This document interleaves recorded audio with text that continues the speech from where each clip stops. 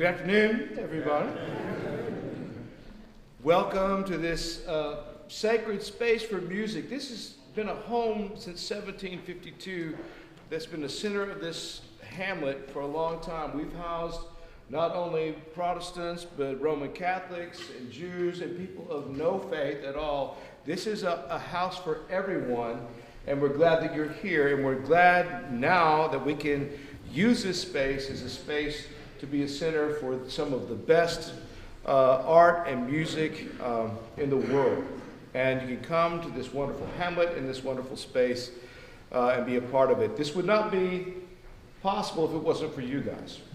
And we thank you so much because you are helping make what we have here a great destination in this town for art and music and fellowship as well. After the concert, we hope you will stay for wine and cheese, and so that we can get to know each other after we've listened to this beautiful sacred music. I just texted my Uncle John, who lives in Oklahoma City, bless his heart. But he said, "Oh yeah, I just heard Ani in Santa Fe, and she's wonderful." So yes, from Santa Fe to here, we have a connection. Please turn your cell phones off. Okay, that's another reason I have my cell phone out. And I just got the text that my Uncle John had heard you in Santa Fe. This is the beginning of our concert series. We thank you that for your support. And this is the first time that our brand new piano, our Yamaha C9, will be played for the concert series. Its home now is here, the home of the Sanctuary series. And we thank all of you who've contributed. And we're almost there to paying for it. We have, I think, up to at least a high E paid for this piano. So thank you. And I want to introduce the artistic director for the Sanctuary series, my partner, who has been in the beginning of this whole series since we started 5 years ago. And a wonderful, outstanding musician in her own right, and a blessing to me and to this church, Mary Jane.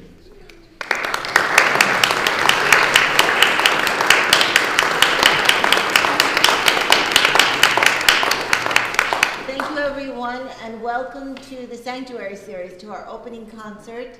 We are so grateful for your patronage, and we hope that we bring you as much as you bring us.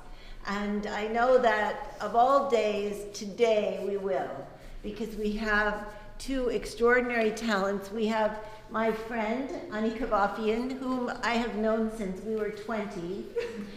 So that's a good 15 years, right? 15 years. And what I also wanted to say was that there will be an intermission after the Schubert, and the foray is the second half. It's not quite in your program. So we have an extraordinary opportunity today to hear a very, very great violinist, a truly world-class violinist, and her wonderful partner, Lindsay Garrettson, who is a young pianist from Yale, who is really at the beginning of what I'm sure will be a world-class career. So we thank you for being with us today. And we hope that you enjoy the new instrument, our baby. This is its baptismal rite today. And we thank so many of you for making very generous contributions to make this possible for us. We hope you'll continue to join us. And today, I'm also a page turner. So I welcome my friend, Ani Kavafian.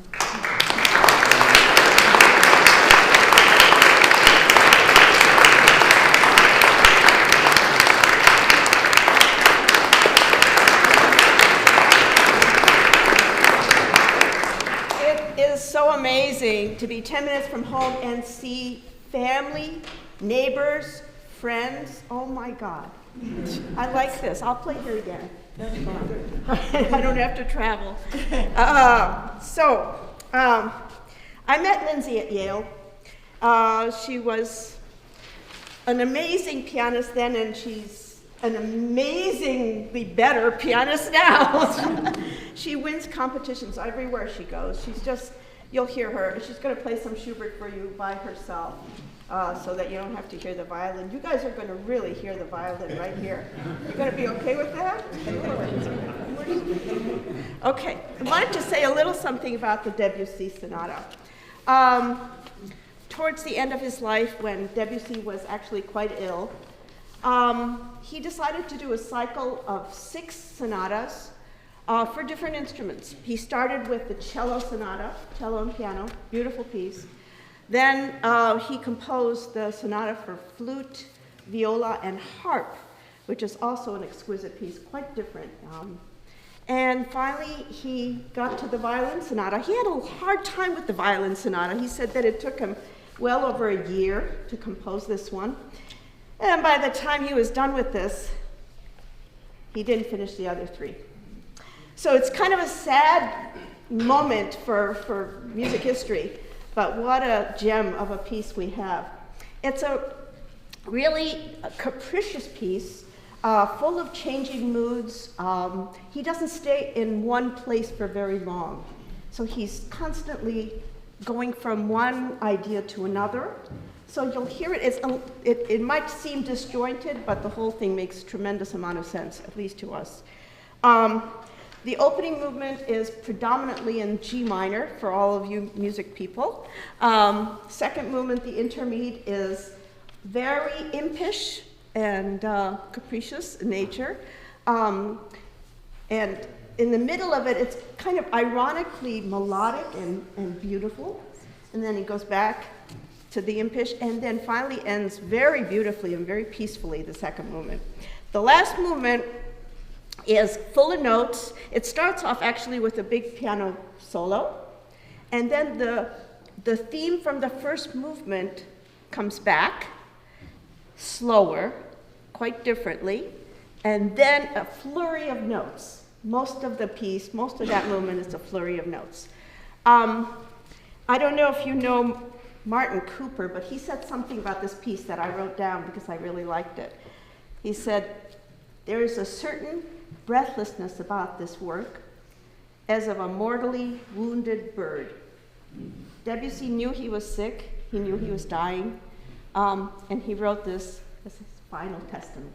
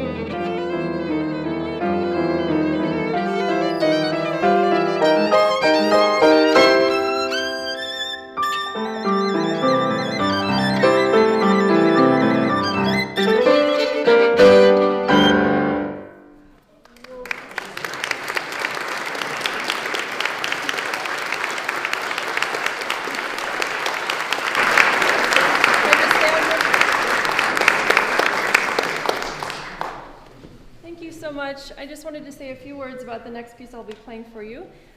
This is a set of 3 pieces by the Austrian composer Franz Schubert. Some of you might have heard some of his other works, especially his gorgeous Lieder for voice. He wrote quite a large volume for voice. And his instrumental pieces reflect this love of the human voice. So these 3 pieces have a very lyrical quality to each of them. And Schubert lived a very short life. He died when he was only 31 years old. And these pieces were written 6 months before he passed away. So they're even more special when you listen to them with that in mind. They're very kind of spiritual in quality, very introverted, but at the same time, each one has a very distinct quality. And I like to think of them as each being a character piece in a way. Schubert wrote several of these short pieces. he wrote 2 sets before these, 4 each, 2 sets of 4 pieces each, and they were his impromptus. Some of you might have heard some of these impromptus for piano, but he didn't technically call these last 3 pieces impromptus. He called them the Drei Klavierstücke, so 3 piano pieces. And it's also interesting to note that they were written in 1828, but they were not published until 40 years later. And the great pianist and composer Johannes Brahms was the one who had them published anonymously. So that also gives you an idea of just how important they are. Brahms really loved these pieces in particular, and he was also very well known for the short pieces kind of like these that he wrote for piano as well. So the Drei Klavierstücke, the first one is written in E-flat minor, and what makes each of these pieces so interesting to listen to is that they have constant contrasting sections. So this first one in E-flat minor begins with a kind of gallop, very hurried, exciting music, and then the second section, very typical Schubert, is incredibly lyrical, and this is a more reflective section. So there are 3 distinct sections in this first one. The first is fast, second slow, then the third fast again. The second of the pieces, for me, it might be my favorite one of the bunch because it is so, it has such a wide range of emotions. It begins with this beautiful refrain that repeats 3 different times throughout the piece. And so what Schubert does is he has this refrain, and then he has contrasting sections between these refrains. And each time something a little bit different happens. It takes you on a different journey, a different story. These pieces don't have a particular story attached to any of them, but you can maybe make up, what's happening as you listen and try to hear maybe a dialogue between 2 people, maybe a love story, something of that sort. So there's a lot in these pieces. The third and final one is a very joyous piece. It's in C major, and again, it has 3 contrasting sections. It has an almost folksy feeling to it, so it's very appropriate for the surroundings, beautiful surroundings here. And again, the second contrasting section is lyrical, has kind of a lilt to it. Schubert loved putting emphasis on the second beat, so you'll hear that. And it has a rousing, brilliant finish. So I really hope you all enjoy the Drei Klavierstücke. Thank you.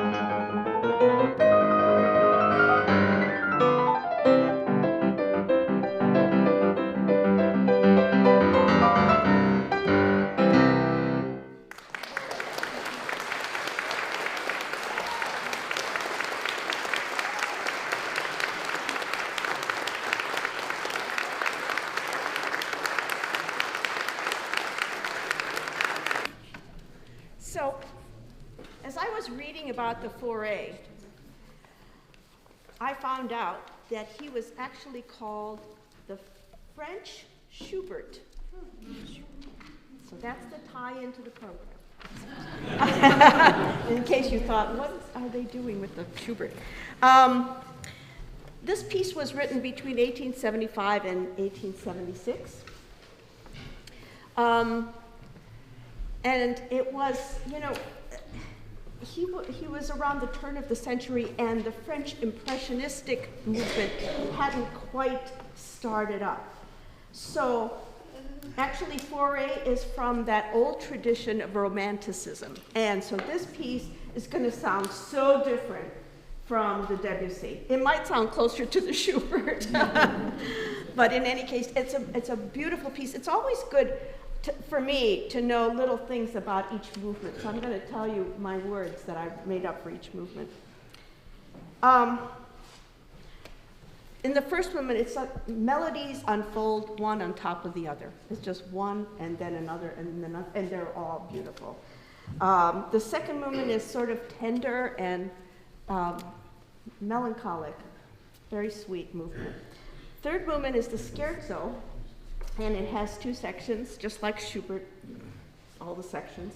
The first section is kind of fast. Second one is rather songful and beautiful, and then goes back to the fast again.